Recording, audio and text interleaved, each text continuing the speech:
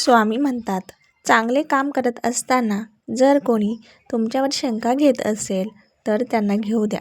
कारण शंका ही नेहमी सोन्याच्या शुद्धतेवर असते, कोळशाच्या काजळीवर नाही.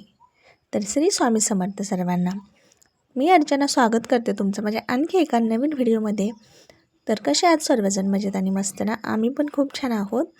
तर व्हिडिओला स्किप न करता पूर्ण बघा. आवडला तर एक नक्की लाईक, कमेंट, शेअर करा. चॅनलवर नवीन असाल तर सबस्क्राईब करा. चला तर मग व्हिडिओला सुरुवात करू. कामात सातत्य कसे ठेवावे बरं? तर कामात सातत्य म्हणजे कन्सिस्टन्सी राखण्यासाठी लहान ध्येय निश्चित करा. रोजची एक निश्चित दिनचर्या म्हणजे रुटीन बनवा आणि 5 मिनिटाचा नियम. तर 5 मिनिटाचा नियम म्हणजे काय? तर ते तुम्हाला मी पुढे सांगतेच. यामुळे काय होतं, आपल्याला कामाची सवय लागते आणि प्रगती साधण्यास मदत होते. कामात सातत्य टिकून ठेवण्यासाठी या टिप्स फॉलो करा. सगळ्यात पहिलं म्हणजे लहान ध्येय निश्चित करा.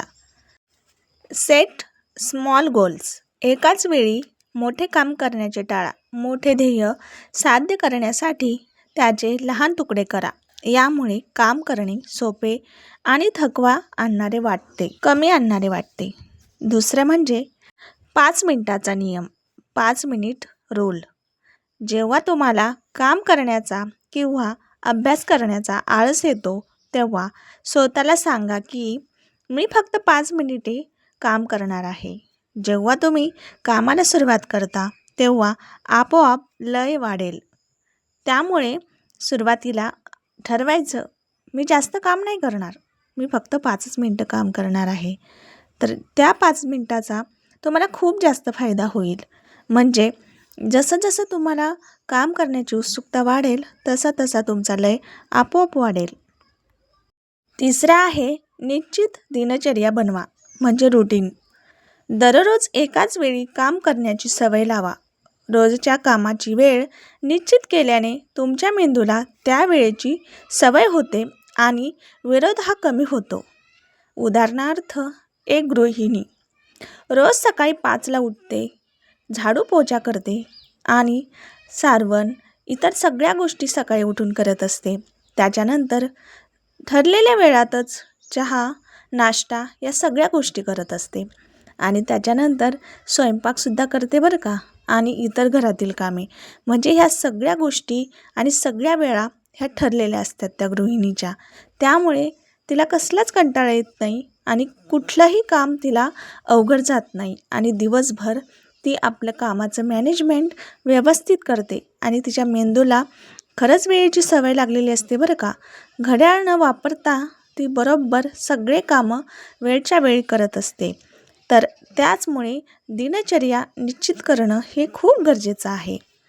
चौथा आहे प्रगतीचा मागोवा घ्या. Track progress.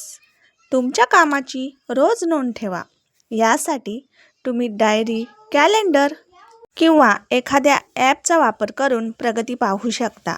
रोज प्रगती पाहिल्याने काम करण्याची प्रेरणा वाढते आणि आपल्याला कळतं आपलं काम कुठपर्यंत आणि कसं चाललेलं आहे. सगळ्याची नोंद ठेवली की प्रगतीचा आपल्याला मागोवा घेता येतो. 5वा आहे शिस्त आणि लवचिकता. Discipline and flexibility. कामात शिस्त असणे गरजेचे आहे. कधीकधी कामात अपयश आल्याने किंवा ठरल्याप्रमाणे काम न झाल्यास स्वतःला दोष देऊ नका. विश्रांती घ्या, पुन्हा नव्याने सुरुवात करा. डिसिप्लिन बनवा. कोणतीही नवीन गोष्ट सुरू करायची असते पण आपण नेहमी म्हणतो उद्यापासून सुरू करू आणि तो उद्या कधीच येत नाही. म्हणून आज एकच निर्णय घ्या.